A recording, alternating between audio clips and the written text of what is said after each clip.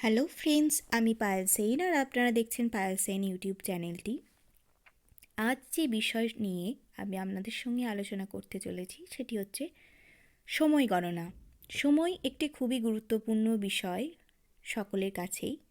তো ফ্রেঞ্চ ভাষায় আমরা কিভাবে সময় গণনা করব, বা পরস্পর কথোপকথনের মধ্যে যখন আমরা এখন সময় কটা কটা বাজে এই ধরনের কথোপকথন করে থাকি, তখন সেই ক্ষেত্রে আমরা ফ্রেঞ্চ ভাষায় কিভাবে উত্তর দেব, কিভাবে প্রশ্ন করব, সেটি আজকের ভিডিওর বিষয়বস্তু। তো চলুন দেখে নিই। যদি আপনি কাউকে জিজ্ঞেস করেন এখন সময় কটা, বা এখন কটা বাজে, বা শুধু কয়টা বাজে, সেই ক্ষেত্রে আপনি ফ্রেঞ্চ ভাষায় বলতে হবে আপনাকে কেল অহ এটিল ইলা কেল অহ এটিল ইল এ কেল অহ, অর্থাৎ এখন সময় কত। এখানে অহ বা আওয়ার অর্থাৎ ঘন্টা, ইল এ এখন, কেল অর্থাৎ কয়টা, যদি বাংলা করি। কিন্তু এইভাবে তো এখন কয় ঘন্টা সেরকমভাবে তো আমরা জিজ্ঞেস করি না। তো বাংলা করলে বা বাংলা ভাষায় বললে সেটি আমরা বলবো এখন সময় কটা বা এখন কটা বাজে। এই সেন্টেন্সটির সঙ্গে বা এই বাক্যটির সঙ্গে আপনি সিলভু প্লে অর্থাৎ প্লিজ বা দয়া করে এই কথাটিও কিন্তু যোগ করতে পারেন। ইলেকেল অহ সিলভু প্লে এভাবেও কিন্তু বলতে পারেন।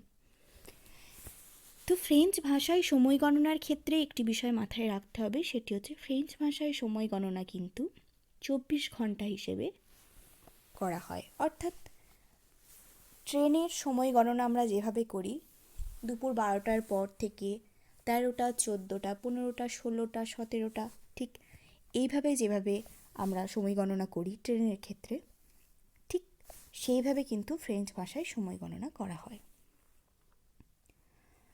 ধরে নিন রাত্রি 12টার পর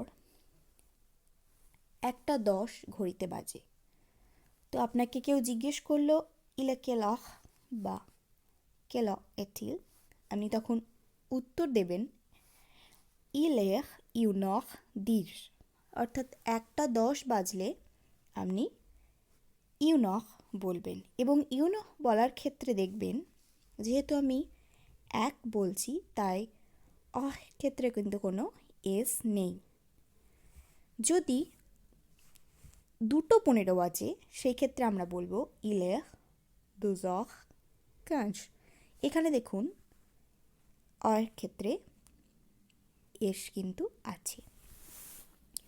যদি 3:20 বাজে সেই ক্ষেত্রে আমরা বলবো ইলেয়া তোয়াজহ ভঁত।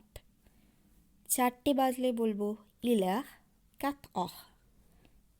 5টা ইলেহ সাঁকহ। 6টা ইলেহ সিজহ।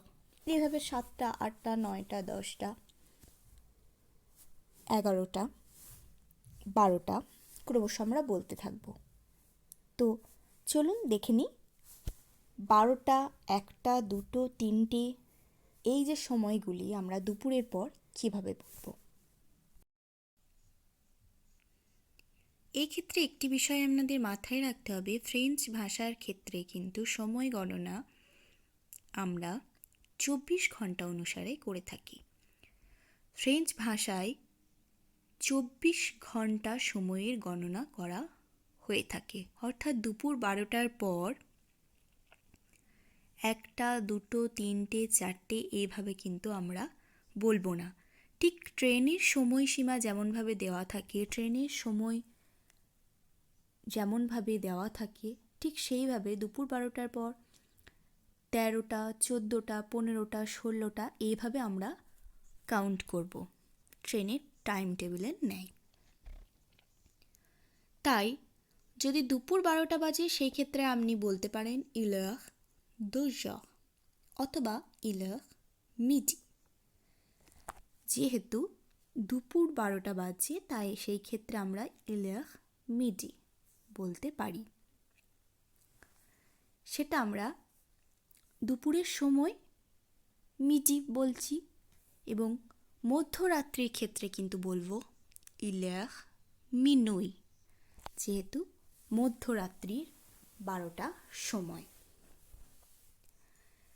ঠিক এইভাবেই যদি 12:15 বাজে সেই ক্ষেত্রে আমরা বলতে পারি ইলের মিডি একাহ, অথবা ইলের 2h15। একা কথাটা বলছি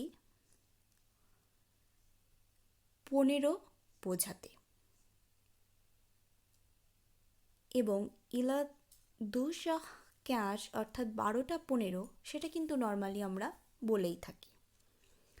12টা বোঝাতে কিন্তু, দুপুর 12টা বোঝাতে কিন্তু আমরা মিটি শব্দটা ব্যবহার করছি, এবং শুধু 15 বলতে আমরা কিন্তু একাহ বলি। বাংলায় আমরা কিন্তু সাধারণত বলে থাকি 12:30, 12:15, 1:15, 1:15, এই কথাগুলো কিন্তু বলে থাকি।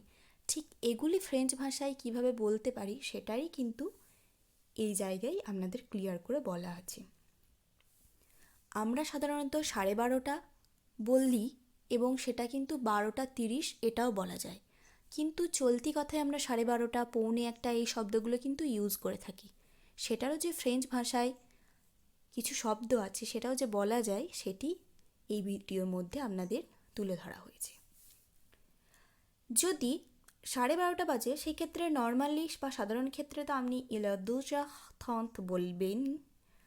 এটাও আপনি বলতে পারেন ইলার মিডি এ ডমি, অর্থাৎ 12:30 বা 5:30, 6:30 এই ক্ষেত্রে কিন্তু আমরা ইডমি এই শব্দটি ব্যবহার করতে পারি, ইলার মিডি এ ডমি।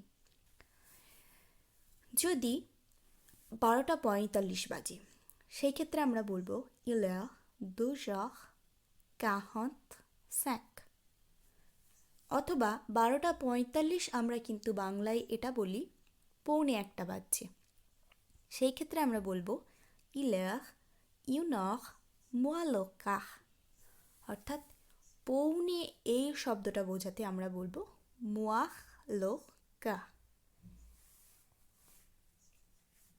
তো এই গেল আজকে সময় গণনা।